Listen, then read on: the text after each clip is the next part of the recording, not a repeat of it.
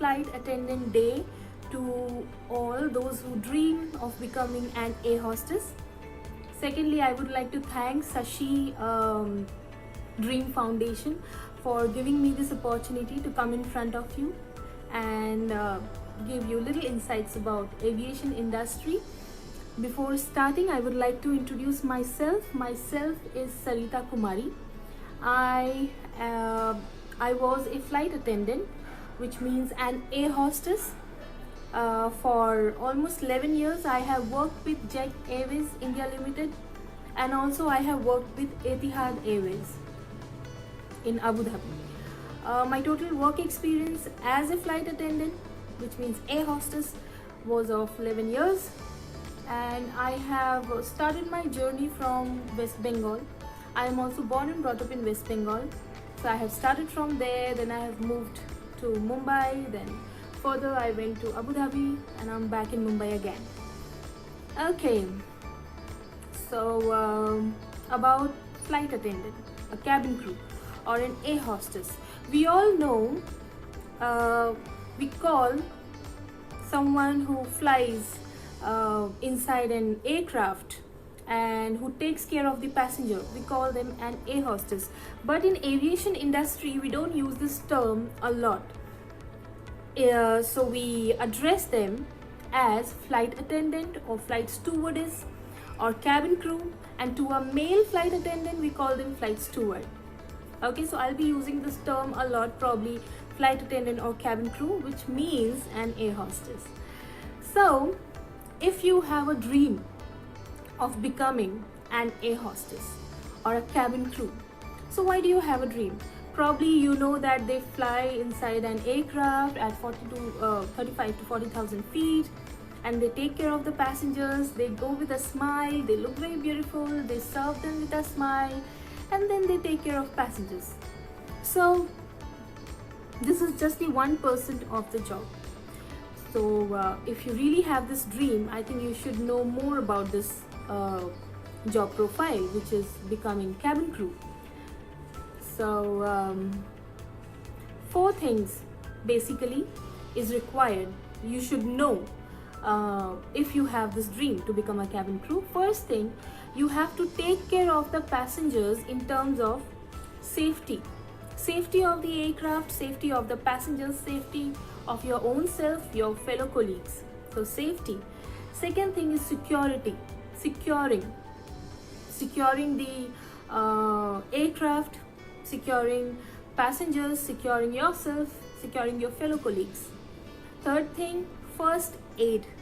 Okay, so all the time we don't have doctors flying with us as passengers, and so cabin crew are trained to take care of any medical emergency arising. Medical emergency means probably heart attack or emergency childbirth or fever or asthma, anything, any kind of medical emergency which will arise on board.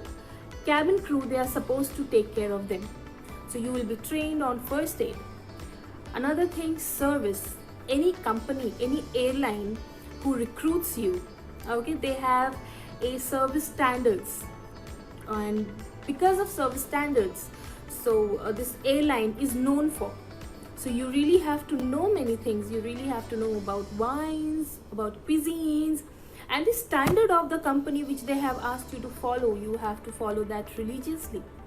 So yes, service, serving meals in a, like an artist, not just serving meals just like that. So it's an art when you serve meals on board. A passenger, a guest who's there on board, when you serve him a meal as a cabin crew, they expect a lot of information from you. Probably they will ask you, what sort of wine is this? What grapes are they? Which cuisine is this? What all are the ingredients and things like that. So service. Another thing is your grooming. Now, what is grooming? Grooming, to look appropriate as per the company standard, to smell good. Your clothes should be smelling good, your body should be smelling good, you should be looking absolutely stunning, absolutely appropriate. God has made us beautiful, all of us are beautiful, but how we present ourselves, that is one thing. So we really have to take care of our grooming. Suppose we are going for a long haul flight, probably we are going to London. So when we started fresh, we are looking good, we are looking pretty. But after working, what happens? Our hair becomes something else, our makeup goes, lipstick goes. So we have to keep replenishing. We really have to take care of our grooming. We have to take care of our hygiene. We really have to keep ourselves sanitized all the given point of time. So we should smell good, we should look good all the time till we land, till we come back home. So safety, security, first aid, service and grooming. These 5 things you must know if you have the dream or desire to become a cabin crew or a flight attendant and air hostess. It's the same thing. So aviation industry. In aviation industry you have many departments. Any department you can choose. Security department, you'll be a security personnel. Commercial department, you'll be taking care of the passengers on ground. Ticketing department, you'll be taking care of the tickets. Also you have operation department, where you'll be making the routines and rosters of the cabin crew, and also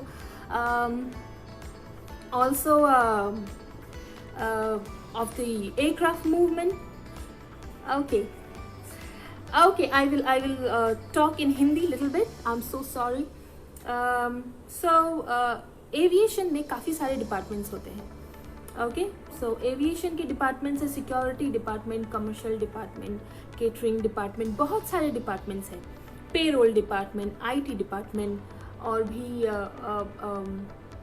काफ़ी सारे departments हैं.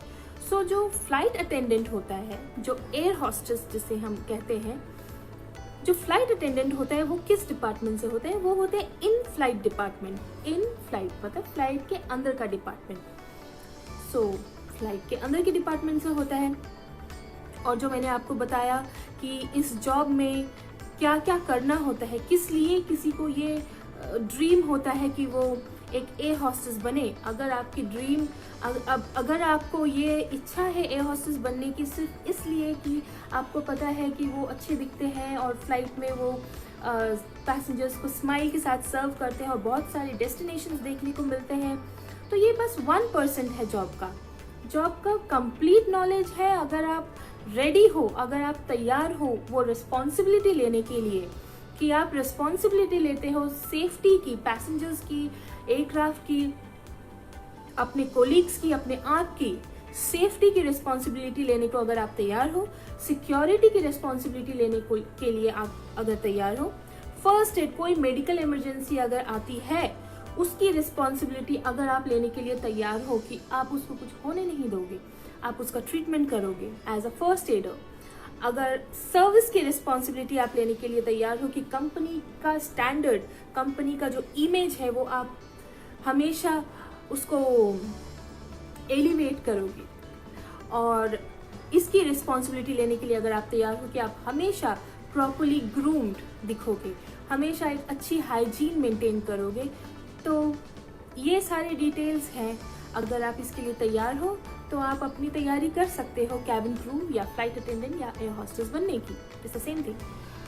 Okay, so ये तो हुआ आपकी responsibilities क्या होंगी. ये है आपकी रिस्पॉन्सिबिलिटीज़ अगर आप कैबिन क्रू बनना चाहते हैं तो. अब क्राइटेरिया पे आ जाते हैं कि क्या क्राइटेरिया है, कौन बन सकता है कैबिन क्रू. इंडिया में पहली क्राइटेरिया, इंडिया में अगर आपको स्टार्ट करना है आप स्टार्ट कर सकते हैं. पहली क्राइटेरिया है आप 18 ईयर्स एंड अबव होंगे, 18 साल के ऊपर का आपका एज होना चाहिए. आपका जो एजुकेशनल क्वालिफिकेशन है मिनिमम होना चाहिए हाई स्कूल, विच मीन्स 10+2. सो आप अगर 10+2 आपने पास किया है और आपके मार्क्स 60% से ऊपर है या एटलीस्ट 60% है, और जिस स्कूल से या बोर्ड से आपने अपनी पढ़ाई की है अगर वो रिकग्नाइज्ड है, जैसे CBSE बोर्ड है, IAC बोर्ड है, सो अगर वो रिकग्नाइज्ड है तो आप इस क्राइटेरिया में फिट बैठते हो एज पर एजुकेशनल क्वालिफिकेशन. सो आपकी एज होनी चाहिए 18 साल से ऊपर. आपका एजुकेशनल क्वालिफिकेशन मिनिमम होना चाहिए हाई सेकेंडरी जो 10+2. और कई सारी कंपनीज, एविएशन कंपनीज आजकल हैं जो 10+2 ही नहीं, ग्रेजुएशन भी चाहती हैं अगर आप फ्लाइट अटेंडेंट बनना चाहे तो। दूसरी बात यह है, अगर आप ग्राउंड स्टाफ बनना चाहें तो आपको ग्रेजुएशन होना बहुत ज़रूरी है। ओके, नेक्स्ट क्राइटेरिया ये है, तो एज की क्राइटेरिया हो गई, एजुकेशनल क्वालिफिकेशन की क्राइटेरिया हो गई। अनदर क्राइटेरिया क्या है कि आपका जो स्किन है बिल्कुल फ्लॉलेस होना चाहिए, स्किन में किसी तरह के दाग या किसी तरह का पिंपल नहीं होना चाहिए, बिल्कुल इवन टोन होना चाहिए, स्किन बहुत ही अच्छी होनी चाहिए। आपका जो हाइट है, लड़कियों का minimum, I think it's minimum 160 centimetres. वो लोग फीट में मेजर नहीं करते हैं, सेंटीमीटर्स में मेजर करते हैं, और लड़कों का आई थिंक इट्स अबव 165 सेंटीमीटर। तो लड़कियों का 160 सेंटीमीटर, लड़कों का अबव 165 सेंटीमीटर। लेकिन ये company to company, airline to airline ये डिफर करता है कि उनकी क्या रिक्वायरमेंट्स है। ओके, अनदर थिंग, वेट, बोलते कितना वजन चाहिए उन्हें, एक फ्लाइट अटेंडेंट का कितना वजन होना चाहिए। आपका वजन बॉडी मास इंडेक्स BMI होता है, जिसमें पता चलता है कि आपकी हाइट के, आपकी लंबाई के हिसाब से आपका वजन ठीक है। सो आपकी लंबाई के हिसाब से अगर आपका वजन ठीक है तो आप इस क्राइटेरिया में फिट बैठते हैं। तो कैसे आपको पता चलेगा? BMI लड़कियों का होना चाहिए 18 से 20, 18 to 22। 18 से नीचे या 20 के ऊपर BMI नहीं आना चाहिए। BMI आप अपने फ़ोन में कैलकुलेट कर सकते हैं, बहुत इजी है। सिर्फ गूगल में टाइप कीजिए कैलकुलेट BMI, 2 बॉक्स आ जाएंगे। ऊपर के बॉक्स में आपका हाइट डालिए सेंटीमीटर में, और नीचे के बॉक्स में आप अपना वजन डालिए, आपका BMI वहाँ दिखा देगा। तो लड़कियों का BMI 18 से 22 से 22 के ऊपर नहीं होना चाहिए। 18 से नीचे नहीं होना चाहिए, 22 के ऊपर नहीं, उसके बीच में होना चाहिए। और लड़कों की BMI 20 से लेके 24 के अंदर होनी चाहिए, उसके ऊपर या 20 के नीचे नहीं होनी चाहिए। तो ये हो गई हाइट एंड वेट। सो आपकी एज होनी चाहिए 18 ईयर्स एंड अबव, आपका क्वालिफिकेशन मिनिमम 10+2, एंड आपकी हाइट और वेट BMI के हिसाब से। अनदर थिंग, आपका कोई पुलिस रिकॉर्ड नहीं होना चाहिए, नेगेटिव रिकॉर्ड। ओके, आपका आप मेडिकली आपको फिट होना है। सो मेडिकली अगर आपको मैं पूछूंगी अगर आप ठीक हो, मेडिकली आप फिट, हाँ बिल्कुल मैं मेडिकली फिट हूँ, मुझे कुछ नहीं हुआ कभी भी, तो ये हम बता सकते हैं because I am feeling good right now. लेकिन अभी मेरा हेमोग्लोबिन कम है, या मेरी आई साइट है, या मुझे सुनने में प्रॉब्लम है, या मेरे लिवर में कुछ प्रॉब्लम है, या किडनी में कुछ प्रॉब्लम है, या मुझे कहीं लम्प्स है मेरे बॉडी में, या फिर मेरे ब्रेन में कुछ प्रॉब्लम है, या मेरे लंग्स में कोई पैच है, ये तो हम बैठे बैठे नहीं बता सकते। तो आपका मेडिकल टेस्ट होता है, जब आपकी इंटरव्यू होती है, आपका सिलेक्शन होता है, तो नेक्स्ट राउंड होता है आपका मेडिकल टेस्ट। आपको मेडिकल टेस्ट में पास होना होता है। तो आपका आई चेकअप होगा, आपका ईयर्स, आपका ब्लड टेस्ट होगा जिसमें पता करेंगे वो लोग आपका haemoglobin, iron, BP and all those things, हर एक चीज़ पता करेंगे। आपका यूरिन स्टूल टेस्ट भी होगा जिससे आपका इंटरनल कंडीशन पता चलेगा। आपका एक्सरे भी होगा, अल्ट्रासाउंड भी होगा, एवरीथिंग टॉप टू बॉटम आपका चेक होगा। अगर आप फिट निकलते हैं आपके मेडिकल्स में, और वो रिपोर्ट आपको नहीं दिया जाता, वो रिपोर्ट जाता है कंपनी के पास, तो अगर आप मेडिकल्स में फिट बैठते हैं तो आप इस इंटरव्यू के लिए जा सकते हैं। Surely day, I will just come to the point how to apply. Let me just finish with the criteria. Thank you.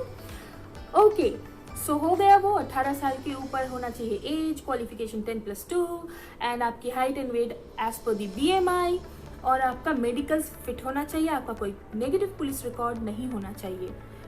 ये सब तो है क्राइटेरिया। आपकी इंग्लिश अच्छी होनी चाहिए। और देखिए, इंग्लिश अच्छे होने का क्या मतलब है? सी, हम इंडिया में रहते हैं, हमारा इंडियन नेशनल लैंग्वेज है हिंदी।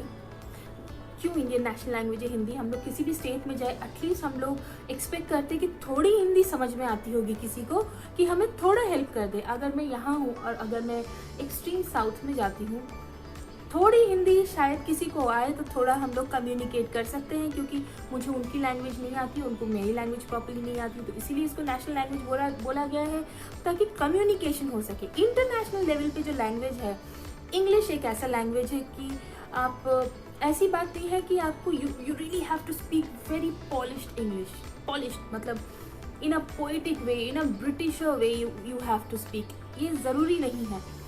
आपको सिंपल इंग्लिश आनी चाहिए पर गलत इंग्लिश नहीं आनी चाहिए। सिंपल इंग्लिश, आपके जो क्लास 12 में या 10th में ग्रामर के जो बुक हैं उसको अगर फॉलो करें, रोज़ अगर आप बुक्स पढ़ें तो भी आपकी सिंपल इंग्लिश इंप्रूव हो जाएगी। ऑनेस्टली अगर आप फ्लाइट अटेंडेंट हो and if you come across and European, अगर किसी यूरोपियन से आप मिलते हो, फ्रेंच गाय से मिलते हो या किसी थाईलैंड के किसी इंसान से मिलते हो, ट्रस्ट मी दुनिया में किसी की इंग्लिश उतनी भी परफेक्ट नहीं होती। सब एक मिनिमम एक सिंपल लेवल पे कम्युनिकेट करना चाहते हो, तो उस कम्युनिकेशन को इजी बनाने के लिए एविएशन में ये एक रिक्वायरमेंट है कि आपको national language and international language अच्छे से आनी चाहिए। आपसे ये एक्सपेक्ट नहीं कर रहे हैं कि आप बिल्कुल ही पोएट बन जाओ या राइटर बन जाओ, पर simple English with correct grammar आपको आनी चाहिए। हमेशा याद रखिए, सिंपल इंग्लिश गलत इंग्लिश नहीं है, सिंपल इंग्लिश है। ओके, बुक्स पढ़िए, लोगों के साथ कम्युनिकेट कीजिए and listen to music, I think so ये सब आपको हेल्प करेगा आपकी इंग्लिश को इम्प्रूव करने में। इंग्लिश बहुत ज़रूरी है, हिंदी इंग्लिश, क्योंकि आपको अनाउंसमेंट्स भी करने रहते हैं आगे जाके। अगर आपकी अनाउंसमेंट हिंदी और इंग्लिश अच्छी नहीं रही तो शायद आपका प्रमोशन भी ठीक से ना हो, तो आपको इंग्लिश हिंदी आनी बहुत ज़रूरी है।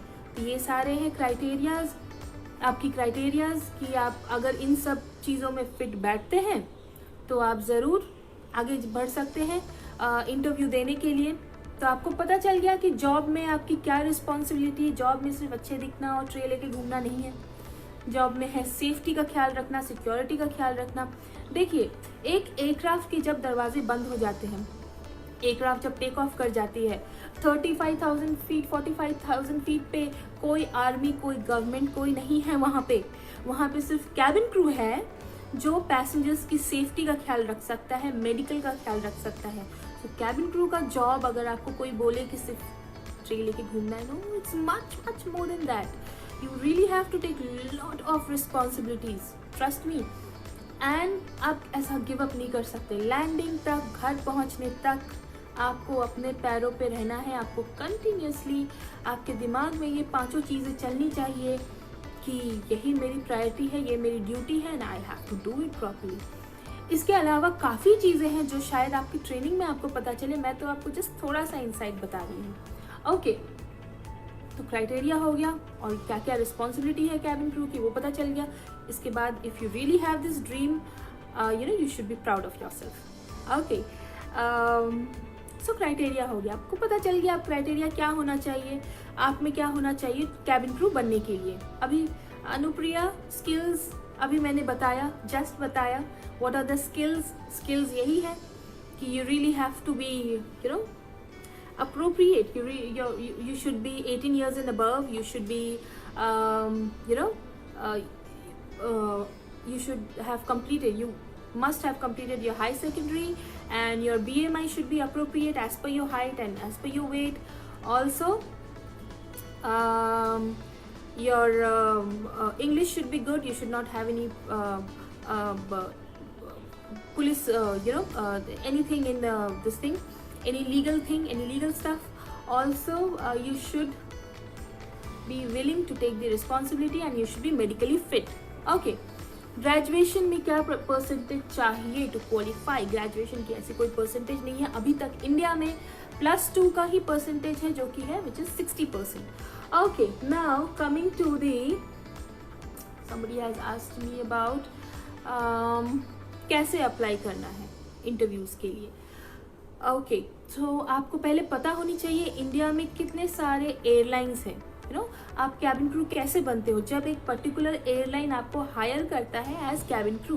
सो इंडिया में कितने सारे एयरलाइंस हैं आपको पता होनी चाहिए. उनके साइट पे जाइए, जैसे गो एयर की साइट है या एयर इंडिया की साइट है, या फिर उनका पेज फॉलो कीजिए. आजकल इंस्टा में, फेसबुक में you can follow. Okay, so follow the site में देखिए, करियर ऑप्शन में जाइए. करियर के ऑप्शन में फिर आपको एक पेज आएगा जहाँ लिखा रहेगा कैबिन क्रू या फ्लाइट अटेंडेंट और इन फ्लाइट डिपार्टमेंट. वहाँ क्लिक कीजिए, वहाँ एक पेज ओपन होगा. वहाँ आपको क्राइटेरिया, एवरीथिंग, आपको क्या फिल करना है, क्या उसमें डालना है, क्या करना है, एवरीथिंग विल बी देयर। सो वैसे आप अप्लाई कर सकते हैं, ठीक है। Now basically you know what, अगर मैं किसी इंटरव्यू में जाती हूँ और मुझसे पूछते हैं कि why do you want to become a cabin crew, suppose मैं कभी कैबिन क्रू बनी नहीं और ये मेरा फर्स्ट टाइम है, मैं किसी इंटरव्यू में जा रही हूँ, why do you want to become a cabin crew, normally लोग क्या बोलते हैं, I am very nice, I am polite, I am calm, I am patient, yeah, these are the things we should tell them, but you know, apart from being calm, polite, patient, nice, do you really think you will be able to maintain that at 30,000 feet, 35,000 feet, when you will be in a pressure to work? You know, आपकी skills क्या होनी चाहिए, आप में team spirit होना चाहिए। आप अगर टीम के लीडर बनाए जाते हो तो आप टीम को प्रेशराइज या ओवर पावर नहीं कर सकते, आपको टीम के साथ काम करना है। आप में एक टीम स्पिरिट होनी चाहिए, आपका एक आप जो भी काम कर रहे हो उसको टाइम पे फिनिश करने का, you know, how to organise that, how to arrange that, how to finish it on time, वो स्किल आप में होनी चाहिए। How to communicate, how to coordinate मतलब आपके साथ 6-7 और फ्लाइट अटेंडेंट आपके एयरक्राफ्ट के अंदर फ्लाई करेंगे और आप भी फ्लाई करेंगे। आप अगर ऐसे हो कि आप किसी से बात करना पसंद नहीं करते, आप ज़्यादा चुप रहना पसंद करते हो, फिर ये डेंजरस हो सकता है, क्योंकि कैबिन क्रू के बनने के हिसाब से, होने के हिसाब से आपको कम्युनिकेट बहुत करना है, कोऑर्डिनेट बहुत करना है। अगर आपके किसी कोलीग से किसी तरह की मिसअंडरस्टैंडिंग हो गई या आर्ग्यूमेंट हो गया और अब आप उससे बात नहीं करना चाह रहे, I will not speak to that person, you can not do that. आपको उससे बात करना ही है, आपको उसके साथ कोऑर्डिनेट करना ही है, क्योंकि ये सेफ्टी का सवाल है। लैंड होके घर चले जाओ फिर कभी बात मत करो, that's a different thing, but job जहाँ काम है वहाँ आपको कोऑर्डिनेशन और कम्युनिकेशन फ्लो बिल्कुल रखना ही है। सो क्या है आपका skill, you have to be a good team player, you should have a good team spirit, being calm, polite and patient, what's the meaning of that, क्या मतलब होता है उसका। कोई एक पैसेंजर को हार्ट अटैक आया और आप उसके सामने हो, and calmly if you go away, okay, that is not what we want, being calm, patient and polite। अगर उसे हार्ट अटैक आया, आप भी पैनिक कर जाओगे, ओ माई गॉड ये मेडिकल इमरजेंसी मुझे ही फेस करना था, oh no, so that should not be the thing। So calmly, patiently you have to attend that particular passenger having heart attack, you have to give the treatment, उसको बोलते हैं being calm, patient and polite, कि किसी tough situation में भी you will not panic, understood? So क्यों कहा जाता है cabin crew should be calm, polite and patient, always smiling।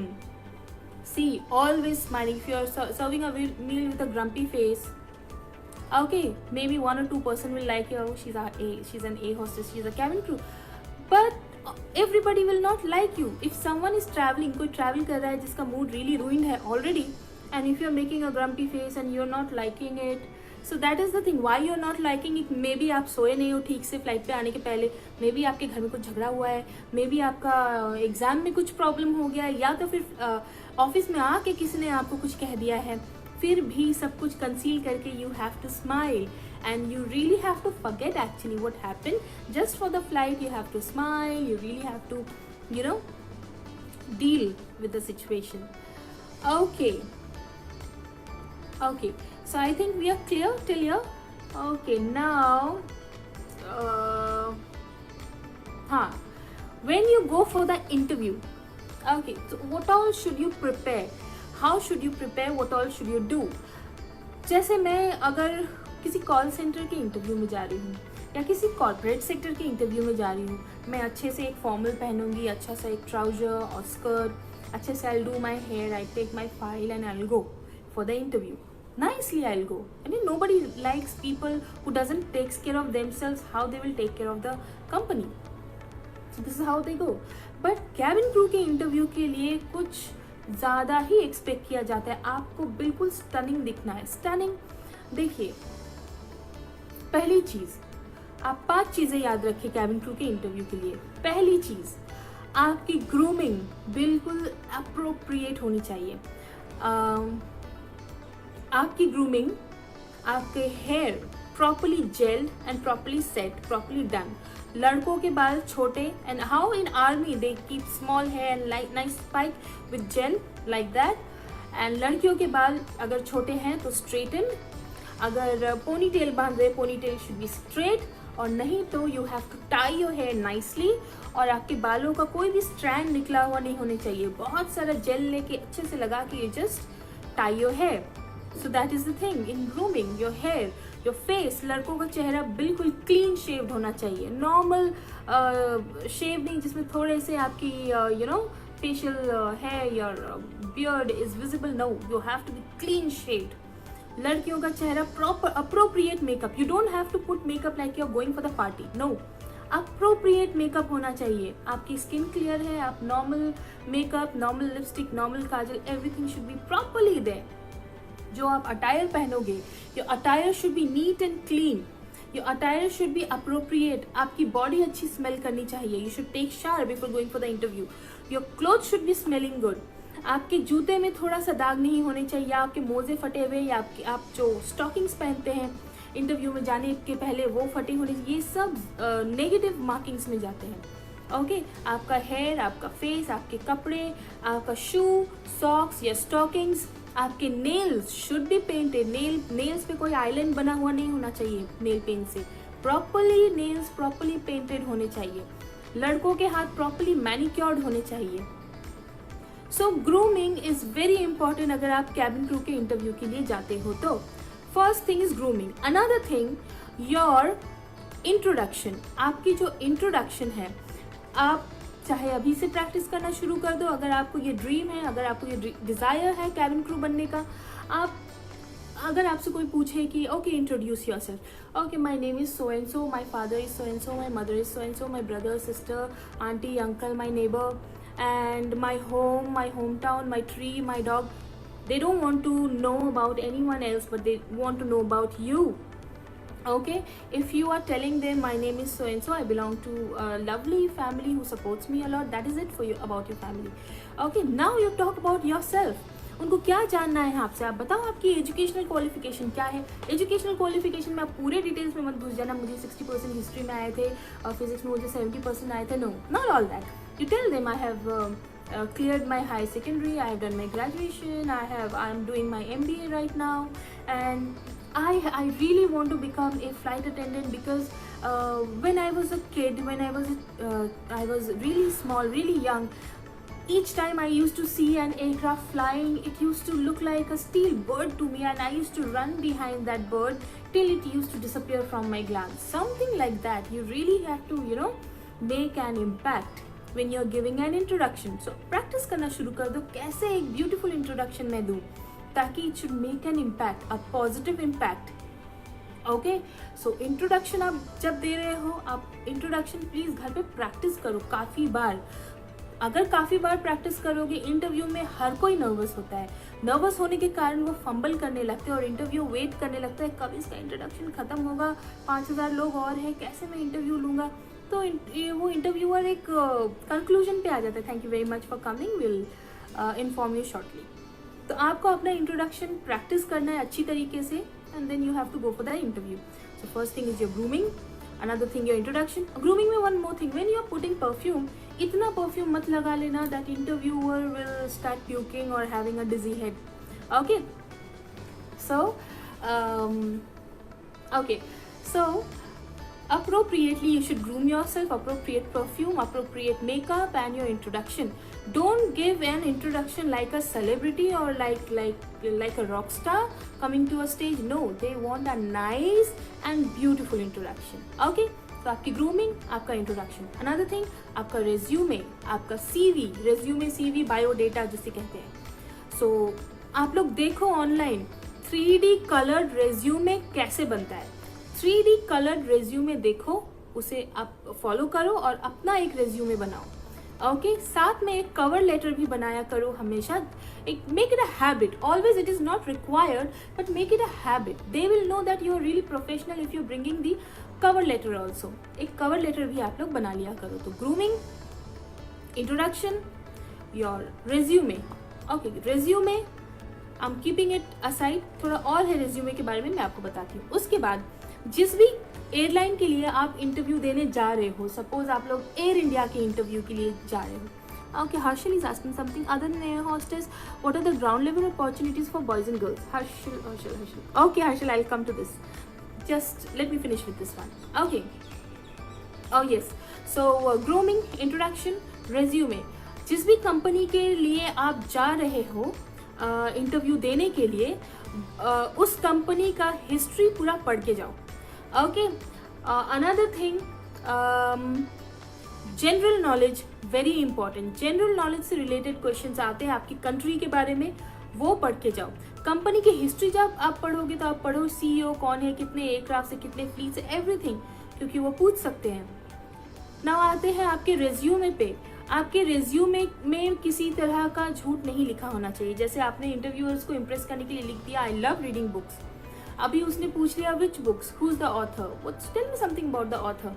Basically what I am trying to say, आपके इंट्रोडक्शन, आपके रेज्यूमे के टॉप से लेके बॉटम तक जो भी आपने लिखा है वो आपकी हिस्ट्री है. सो आपको अपनी हिस्ट्री अच्छी तरह से पता होनी चाहिए, मालूम होनी चाहिए उसके बारे में हर एक चीज़. कहीं आप रुक गए या इफ़ यू फंबल, उनको लगेगा you are a liar, you are lying to them. Okay. So first thing, your grooming, your introduction, your resume, your general knowledge, company's history, and coming to back to the resume, your history. Okay, this is all you should prepare if you want to become a cabin crew. Okay, other than air hostess, what are the ground level opportunity for boys and girls? Ground level opportunity, there are many. Okay, you can become security staff, you can become commercial staff, you can become customer care executive, you can become meet and assist executive, you can also become ticketing staff, you can get if if you want to work in operations, you can also get through in operations. In IT department there are many department for in an airline. Call centers है, IT departments है, commercial है, security है, there are many departments. Okay, and also yes, you can become a captain also. So these are the things. अगर ground में कोई job अगर आपको चाहिए इन एन एयरलाइन, उसके लिए ग्रेजुएशन मस्ट है. अगर आपको सिक्योरिटी पर्सनल बनना है तो आपको ग्रेजुएशन मस्ट है. अगर आपको कमर्शियल बनना है, ग्रेजुएशन. कस्टमर केयर एग्जीक्यूटिव में डिपेंड करता है company to company. Sometimes they take graduation, sometimes they don't. Okay. Then you have operation department, जहाँ फ्लाइट्स और जहाँ कैप्टन की और कैबिन क्रू की रोस्टर्स डिसाइड होते हैं कि कब ये कौन सा फ्लाइट करेंगे या कौन सी फ्लाइट की क्या मूवमेंट होगी. Okay. After 12th as a student what will be the first step to go for? After 12th first step, क्योंकि जब आप 12th देते हो आप बहुत प्रेशर में होते हो, बहुत टेंशन में होते हो. तो 12th के बाद पहली चीज़ ये है कि आप अपना हेल्थ ठीक करो, आप अपना स्किन ठीक करो. Okay. Health, skin, English improve करो. उसके बाद अगर आपको कोई फर्स्ट स्टेप लेना है कैबिन क्रू बनने के लिए तो कंपनीज़ के साइट पे जाओ, कंपनीज़ के साइट पे अप्लाई करो. कभी कभी क्या होता है कि वॉक इन इंटरव्यूज़ होते हैं. तो आजकल इंस्टाग्राम के पेजेस हैं, फेसबुक के पेजेस हैं उन कंपनीज़ के पेजेस को फॉलो करो. आपको पता चलेगा कब उनके वॉक इन इंटरव्यूज़ आपकी सिटी में हो रहे हैं. एंड आप प्रॉपरली ग्रूम होके चले जाओ. आपको पता है इंटरव्यू में क्या क्या करना है. अभी देखिए, जैसे मान लो एयर इंडिया है. ओके. बहुत सारी कंपनीज है इंडिया में, aviation airlines, aviation companies, airlines. Air India है, गो एयर है, इंडिगो है, विस्तारा है, and there are so many new coming, TruJet, then Yuva jet, so many companies which are coming also. SpiceJet is there. इन सारी companies का site आप check करते रहा करो या उनके इंस्टा पे आप फॉलो करो उनको. Okay. Joining an institute, it's a good question. See, I would you know what, I would suggest first you go for the interview and see how it happens, how it goes for you. If you join an institute you learn many things. Okay, many things about not just an airline. आप hotel job के बारे में, आप hotel job के बारे में, आप travel and tourism के बारे में बहुत कुछ सीखते हो. अगर आप किसी इंस्टीट्यूट से पहले सीखना चाहते हो तो ये एक अच्छी चीज़ है क्योंकि आप ग्रूमिंग अच्छी तरह से सीख जाएंगे, आपको इंटरव्यू में कैसे बोलना है आप सीख जाओगे, आपको पता चलेगा कि किस तरह का कोऑर्डिनेशन कम्युनिकेशन चाहिए, सिर्फ कैबिन क्रू की जॉब के लिए नहीं, किसी भी जॉब के लिए। आपको पता चलेगा कि गेस्ट का ख्याल रखना, एक पैसेंजर, एक ह्यूमन फैक्टर से डील करना क्या होता है। तो यस, इंस्टीट्यूट ज्वाइन करना it's good for you, it's not bad for you. आपको और ज़्यादा नॉलेज होता है, और ज़्यादा आपका आप एक्सप्लोर कर सकते हो, और ज़्यादा आपको चीज़ों के बारे में पता चलता है। Okay, there are many institutes, there is Franklin institute जो काफ़ी दिनों से है, होटल मैनेजमेंट के काफ़ी इंस्टीट्यूट्स है जहाँ आपको इन सब के बारे में सिखाया जाता है। होटल मैनेजमेंट कॉलेजेस भी हैं जहाँ आपको इसके बारे में सिखाया जाता है। So there are many of them and you can join them because you will learn many things and your trainer, जो वहाँ के ट्रेनर्स होते हैं वो काफ़ी experienced होते हैं, तो वहाँ भी आप काफ़ी कुछ सीख सकते हो। Fee structure I would say, see I cannot give you a perfect figure। Fee structure depend करता है कि कौन सा कोर्स आप ले रहे हो। होटल मैनेजमेंट के कोर्स है, कैबिन क्रू का कोर्स है, ग्राउंड स्टाफ के कोर्स है, तो course by course and term by term वो फी स्ट्रक्चर डिफर करता है। सो ये बेस्ट आपको पता चलेगा अगर आप वहाँ जाके पूछते हैं। तो कोर्स अगर आप किसी कॉलेज से कर रहे हैं तो प्रॉब्ली 3 साल आपको अपना डिग्री ख़त्म करने में लगेगा। अगर आप किसी इंस्टीट्यूट से एक सर्टिफाइड या डिप्लोमा ले रहे हैं, सर्टिफिकेट या डिप्लोमा ले रहे हैं, तो 1 साल या 6 महीने, डिपेंड करता है कौन सा कोर्स आप कर रहे हैं, तो ये आपका ड्यूरेशन रहता है। After going to this profession what are the packages? Okay, yes, I wanted to come to this. Thank you, Harshal, for reminding me. Let me tell you the advantages of becoming a cabin crew and air hostess. First thing, you will get to travel this whole world. Okay, if your company is going everywhere, if your airline is going everywhere, wherever it goes, you will be going. You will be staying at 5-star hotels. एक कारण होता है कि जो air hostess है उन्हें 5-star hotels में ठहराया जाता है। कारण क्या है? सपोज आपकी कल फ्लाइट है और आपकी कल फ्लाइट है एज अ पैसेंजर, और आप फ्लाइट पे जा रहे हो और आप फ्लाइट पे बैठे, दरवाजे बंद हो गए और जो फ्लाइट स्टूवर्डेस सोते सोते आधे नींद में आ रहे हैं, कैप्टन भी आधे नींद में क्रैंकी आ रहे हैं, वोंट यू बी स्कैर्ड? सो उनको प्रॉपर रेस्ट देने के लिए उनके लिए 5-star होटल्स बुक किया जाता है जहाँ उनको बिल्कुल भी किसी तरह का तकलीफ ना हो। So yes, you will be travelling this whole world, you will live in 5-star hotels. आपका पैकेज कैसे डिसाइड होता है? सैलरी देखिए, आपकी एक बेसिक सैलरी होती है। मान लीजिए आपकी एक बेसिक सैलरी हुई 7,000, मान लीजिए ये मेरी बेसिक सैलरी है, ये आपको मिलेगा ही।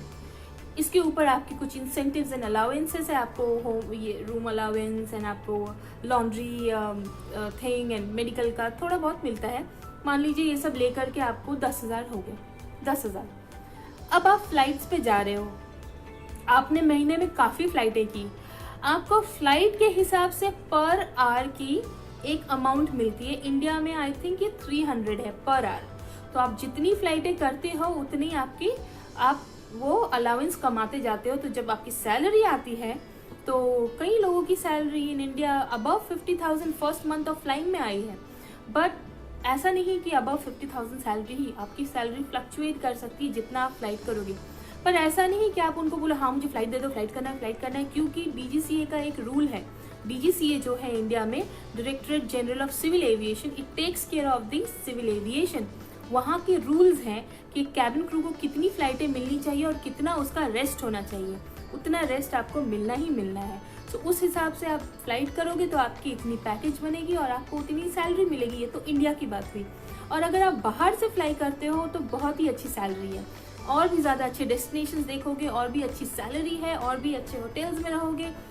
और फ्लाइट के अंदर भी आप जब हो, आपके पास वर्ल्ड की बेस्ट क्विजीन्स हैं, you can really enjoy good food and good food ही नहीं, इतने तरह के लोगों से आप मिलोगे।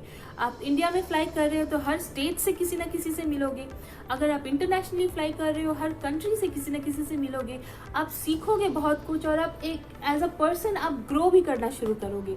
सो आपकी जो टेस्ट होगी, आपका जो एक्सपोजर होगा, मान लीजिए अगर 18 साल की उम्र में आपने फ्लाई करना शुरू किया तो आपका जो एक्सपोजर होगा 20 साल 21 साल के होते तक, और आपकी जो मैच्योरिटी लेवल होगी बाकी किसी से काफ़ी ज़्यादा काफ़ी अच्छी होगी। So that is the thing. Okay Anupriya, which is good certificate, diploma और degree course? See Anupriya, one thing I would tell you, depends on how you learn, how much dedicated you are. Suppose आपने लिया है 6 महीने का कोई course Frankfinn में, या 1 साल का कोई कोर्स फ्रैंकफिन में, या फिर एक 3 साल की आपने कोई डिप्लोमा ले लिया, डिग्री कोर्स ले लिया एक होटल मैनेजमेंट इंस्टीट्यूट में। डिपेंड करता है आप में कितनी विलिंगनेस है। मैं तो बोलूँगी शुरू दिन से ही आप ये सोच लो कि आपको इंटरव्यूज़ में जाना शुरू करना है, जो सिखा रहे हैं सीखना है। ऐसा कई बार हुआ है, लोग जब इंस्टीट्यूट में आते हैं 1-2 महीने में उनको जॉब मिल जाता है। क्यों? जिनको विलिंगनेस होती है जाने की, सीखने की, बियॉन्ड जाने की। अगर उनको हम बोले कि हाँ इंटरव्यूज़ हो रहे हैं, तो वो लोग बार बार आके हमसे पूछते हैं कि मैम क्या पहन के जाना है, ऐसे जाने से ठीक है, देख लो ना रिज्यूमे एक बार। उनमें डेडिकेशन होता है कि एक बार फेल हुए, 2 बार फेल हुए, तीसरी बार फेल हुए, कितनी बार भी फेल हुए, एक ना एक बार आपको मिल जाएगा। तो आप देखो सर्टिफिकेट कौन सा ले, डिप्लोमा डिग्री कौन सा ले, मैं तो बोलूँगी आप में डेडिकेशन होना चाहिए। सर्टिफिकेट डिप्लोमा डिग्री आप जब लेने जा रहे हो, आप जब एडमिशन लेने जाओगे, आपको एक ब्रोशर दिया जाएगा, ब्रोशर पढ़ो ठीक से, देखो आपको कौन सा आपके लिए कंफर्टेबल लगता है। आपको लगता है इतना तो ठीक है, बाकी I can win, I start working, वहाँ से तो मैं सीख जाऊंगी, तो ठीक है कोई छोटा पैकेज ले लो आप। और अगर डिग्री कोर्स करना है, अगर ग्रेजुएशन करना है, तो होटल मैनेजमेंट का is good. Okay, then you can become a chef and stuff like that. Okay. Anything else? Any other question? What are the opportunities for boys? Will this career help them? How? Okay, yes, of course it will help them. See, when I was in Etihad, जब मैं एतिहाद में थी Abu Dhabi में, जैसे मैंने कहा कि आप होटल मैनेजमेंट से भी कोर्स कर सकते हो या फिर किसी इंस्टीट्यूट से भी कर सकते हो, तो आई विल टेल यू, वहाँ पे हमारे एक फूड एंड बेवरेज मैनेजर थे। एतिहाद फूड एंड बेवरेज मैनेजर और शेफ को हायर करते हैं। सो हमारे एक फूड एंड बेवरेज मैनेजर थे जो बागडोगरा से थे, और उन्होंने किसी होटल मैनेजमेंट से ही अपनी डिग्री की थी, and he was working in a restaurant. फिर उन्होंने वहाँ काम करते करते उन्होंने एतिहाद के लिए अप्लाई किया, and he has been really very lucky, he got selected as food and beverage manager. They are really very well paid in Etihad, they fly inside the aircraft. So chef, food and beverage manager, yes, लड़कों के लिए काफ़ी opportunities, and this is one job which gives you a very good salary. So that is the thing. Is there any age limit? Yes, Anupriya, age limit in India depends from company to company. किसी किसी company में 40 years of age तक you can work, किसी किसी company में till 60 years of age तक you can work. But abroad, outside, if you are medically fit, okay, then age doesn't matters. Medically आप fit हो तो आप काम कर सकते हो 60 एंड अबव होने के बावजूद भी। एज लिमिट अगर सिलेक्शन के लिए लिया जाए तो हाँ, सिलेक्शन के लिए हर एक जगह फ्रेशर्स के लिए एक अलग एज लिमिट होती है, जो पहली बार अप्लाई कर रहे हैं, और जो एक्सपीरियंस्ड है उसके लिए अलग एज लिमिट होती है। आप कंपनीज के साइट पे चेक कर सकते हो। Any other question, any other thing? Let me think if I can recall anything. See, अगर आप इंटरव्यू देने जाओगे, ज़रूरी नहीं कि फर्स्ट अटेम्प्ट में हो जाए।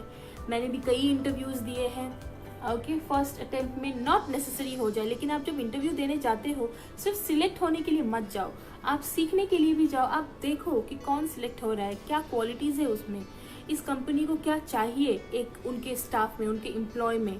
So next time when you go again, अपने आप को प्रिपेयर करो उस तरह से, ताकि you should get selected. Okay, what made you to take aviation as career? What skills are required in a person? Okay, when I was in college in Kolkata, I was in Bhawanipur College. So I used to see my friends, they used to go for this interview all the time. तो मैंने सोचा मैं भी इनके साथ interviews देती हूँ cabin crew के। So I was only 19 years old that time. मैंने फर्स्ट टाइम ट्राई किया, नहीं हुआ। जब मैं फर्स्ट टाइम गई, मैं सिलेक्ट होने के इंटेंशन से गई भी नहीं, मुझे पता था मैं सिलेक्ट नहीं होंगी क्योंकि मुझे कुछ आता भी नहीं। So first time when I went, मैंने देखा कि वो क्या लोगों में चाहिए, उनको चाहिए well groom, well spoken, introduction देते टाइम बिल्कुल भी फंबल नहीं होना है। तो मैंने नोटिस किया कि उन्हें ये सब चाहिए, तो मैंने अपना प्रैक्टिस शुरू किया। रोज़ मैं प्रिपेयर करने लगी इसके लिए कि मेरी हाइट अच्छी होनी चाहिए, मेरा वेट कम होना चाहिए, स्किन अच्छी होनी चाहिए, मेरे अटायर अच्छे होने चाहिए, मुझे रियली इम्प्रेस करना है इंटरव्यू को। So second, third, fourth, fifth, seventh interview में I got selected and I was 19 years old only when I got selected as a cabin crew. Then I started flying. So what made me take this career, aviation as a career? I love traveling and I love interacting, and more than interacting, I love traveling, and this was one job which would have fulfilled my dream. So इसीलिए I have taken aviation as a career. What skills are required in a person? See, skills you really have to be well spoken. Okay, आपको लोगों से interact करना अच्छा लगना चाहिए, आप में कोऑर्डिनेशन, कोऑपरेशन वाली स्किल होनी चाहिए, आप एक अच्छे टीम प्लेयर होने चाहिए, आप किसी को ओवर पार नहीं कर सकते और ना ही एकदम बिल्कुल चुपचाप होकर साइड में बैठ सकते हैं, आपको इन्वॉल्व होना रहता है उस किसी भी टास्क में.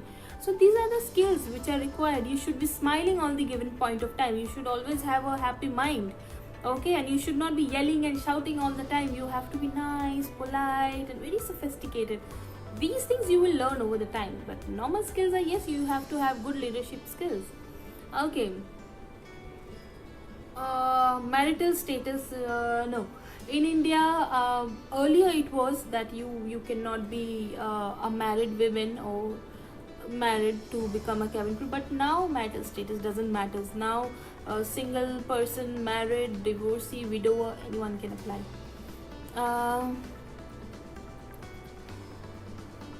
Can this course be for long time career? See, course, if you are doing, it's just a course. After that, if you get selected somewhere, it depends on you how long you want to be there, and not just सिर्फ air hostess बन के या cabin crew बन के तो आप हमेशा नहीं रहोगे. हो सकता है कि 9 साल बाद या 6 साल बाद आप अपनी ही कंपनी में प्रमोट हो जाओ, आप एडमिन डिपार्टमेंट में चले जाओ या फिर आप किसी और डिपार्टमेंट में चले जाओ. आपका वर्क एक्सपीरियंस भी मैटर करता है. सो that is the thing. Oh, thank you, Anushka. So sweet of you. How lovely. Any other question? Just let me know, or should I finish this? Anything else? Okay, about this career, finally I would like to say you should be proud of yourself if you have chosen to become a cabin crew, and disappoint mat hona. Keep going for it. Okay, interview में ज़रूरी नहीं है आप पहली बार में select हो जाओगे. Keep going for it. Okay, और this career will boom. See, when you become a cabin crew after corona virus, what I believe, air travel will never stop, because once this global pandemic gets over, एक बार ये महामारी जब ख़त्म हो जाएगी तो business शुरू हो जाएगा, और बिजनेस शुरू होने के लिए काफ़ी सारा कम्युनिकेशन चाहिए होगा लोगों को. तो फ्लाइटें ऑफकोर्स शुरू होगी, और देखा जाए तो एविएशन ही अभी शुरू हुआ है, एयर ट्रैवल ही अभी शुरू हुआ है. जो पहली ये लॉकडाउन के बाद जो फर्स्ट इंडस्ट्री है जो स्टार्ट हुई है वो एविएशन ही है. यस, सो एविएशन में हमेशा ही अप्स एंड डाउन्स रहे हैं, बट एविएशन बंद नहीं होगा. It's not that easy. Okay, anything else? Anyone, if you have this dream, if you have this desire, okay, all the best to you. Today is World Flight Attendant Day, so happy Flight Attendant Day. Also, keep dreaming. Okay, you can become a cabin crew, but आपको dedication बहुत देना है. You really have to, be well groomed and well spoken, and your willingness to take care of the safety, security, first aid service and grooming on board. So if you are really ready for that, आपको पता है कि किस तरह से interview में जाना है. मैंने बता दिया कि क्राइटेरियाज क्या होनी चाहिए. So आप लोग प्रिपेयर करो, ट्राई करो, and all the best to all of you. Hope to see those who have dream and desire of flying, hope to see you all on board then. Okay, Harshal, what is success mantra you want to share with students? Okay, success mantra, never give up. Okay, and never success mantra is that only, never give up and always try to have a happy mind. I know it is very difficult to have a happy mind. If I'm just telling you to do it, and it's not possible for most of them, you also have something in backup running, maybe something related to the family, finance, or something related to something deeper. But I would say forget things which are really causing trouble inside your mind. Have a happy mind and keep trying, never give up. One more thing I wanted to say, मान लीजिए आप cabin crew के लिए try कर रहे हो, 10 बार हो गया, 15 बार हो गया, आपका सिलेक्शन नहीं हुआ, ठीक है, आप किसी होटल में ज्वाइन कर लो एज अ रिसेप्शनिस्ट या as a food and beverage manager. काम टफ होगा, 6-7 महीनों में जब आपको एक्सपीरियंस सर्टिफिकेट मिलेगा उसके बाद आपको ज़रूर कैबिन क्रू के लिए वो लोग कंसिडर करेंगे. अगर आपको लग रहा है फिर भी आपको जॉब नहीं लग रहा है, किसी एक्सपर्ट से बात करो कि क्या बात है जो मुझे जॉब नहीं लग रहा है. हो सकता है स्किन का इशू हो, या हाइट का थोड़ा ऊपर नीचे इशू हो, या फिर आपके प्रोनाउंसिएशन का कोई इशू हो, तो प्लीज़ किसी एक्सपर्ट से आप बात कर लिया करो या जान लिया करो कि क्या प्रॉब्लम है, या फिर आप जहाँ काम कर रहे हो आपके मैनेजर से if they can help you, so you can communicate with them about any issues, such issues if you have. Okay, before leaving I'll tell you one story. It's not a story, it's a real story. You know what, when I was working with Jet Airways, so that time most of my colleagues, they were going for Emirates. So even I tried, but I did not get selected. I got selected later for Etihad. So one of my colleague, I know her, I will not take her name, she tried for 14 times and she did not get selected. उसने 14 times try किया, उसका selection नहीं हुआ. और aviation industry कभी नहीं बताती कि आपको क्यों नहीं सिलेक्ट किया है. सो उसने इतना ट्राई किया और उसका सिलेक्शन हुआ नहीं, पर वो ट्राई करना कभी छोड़ा नहीं. उसने जितनी बार वो इंटरव्यू के लिए गई उतनी बार वो कैंडिडेट्स को देखती थी, क्या अच्छा है उसमें, मैं अपने आप में क्या इम्प्रूव कर सकती हूँ. जब उसका फर्स्ट इंटरव्यू था और 14th इंटरव्यू में जाते जाते वो इतनी परफेक्ट हो चुकी थी. She used to look stunning. उसका वेट कम हो गया, स्किन अच्छा हो गया, and she started wearing good formals, उसकी इंग्लिश अच्छी हो गई. सो वो कभी डीमोटिवेट नहीं हुई, वो कभी भी कभी उसको अगर इंटरव्यू में नहीं मिला वो उसको मैंने कभी अपसेट देखा ही नहीं. फर्स्ट इंटरव्यू जब उसको इस इंटरव्यू में नहीं मिला, वो तुरंत सेकंड की तैयारी करना शुरू करती थी सेम कंपनी में. जब 14th टाइम उसने इंटरव्यू दिया, उसका नहीं हुआ, फिर वो 15th टाइम में भी इंटरव्यू देने के लिए गई, और जब वो इंटरव्यू देने के लिए गई उसका जस्ट सिलेक्शन हो गया.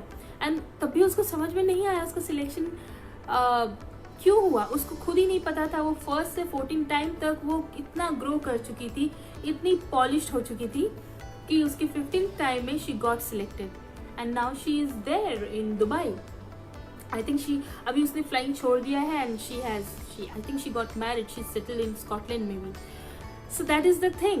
Another thing, wherever you are, okay, if you are in a small town, I'm from small town, okay, I did not had much exposure, but I always had the curiosity to know things, okay, so that has helped me a lot. So doesn't matters which place you are in and how perfect, how strong is your financial background, doesn't matters. You just start trying. Once you start, एक बार आप try करना शुरू करोगे, आपको पता चलेगा कि मैं किस तरह से यहाँ तक पहुँच सकता हूँ. आपको खुद अपना रास्ता पता चलेगा. सो अगर आपका ये ड्रीम है, ड्रीम गिव अप मत करो एंड गो फॉर इट. किसी इंस्टीट्यूट को ज्वाइन करना चाहते हो, कॉलेज को ज्वाइन करना चाहते हो, काफ़ी सारे हैं, ऑनलाइन देखो, उनका फीस स्ट्रक्चर देखो, इट इज़ गुड. एक और चीज़ मैं बता दूँ, काफ़ी डीमोटिवेट करने वाले लोग भी आपको मिलेंगे. Anushka, so sweet, I love you.